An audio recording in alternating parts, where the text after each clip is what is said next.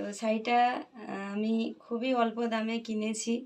আর কোথা দিয়ে কিনেছি, কার জন্যে কিনেছি বা কী করব শাড়িটা, এটা তোমাদের কাছে পরে একবার বলবো। অবশ্যই তোমরা যদি জানতে চাও, বেশি যদি জানতে চাও তবে আমি জানাবো, তার আগে নয়।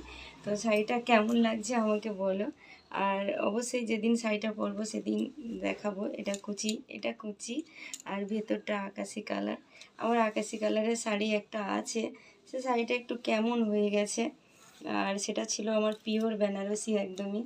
আর এটা হচ্ছে কাতান বেনারসি, তার জন্য একটু হালকা আর পাতলা। কিন্তু শাড়িটা এতটাই সুন্দর, যেটা বলে বোঝানো যাবে না। সত্যি অসাধারণ একটা শাড়ি। আর এই শাড়িটার মূল্য অনেক অনেক বেশি, সেটা মানে আমি জানি, আর 3জন মানুষ জানে, এছাড়া আর কেউ জানে না। তো এখন বলবো না, তো পরে তোমাদেরকে অবশ্যই জানাবো কোথা থেকে নিয়েছি। আর খুবই অল্প দামে হলে কি হচ্ছে, শাড়িটার মধ্যে অনেক অনেক ভালোবাসা জড়িয়ে আছে, আর অনেক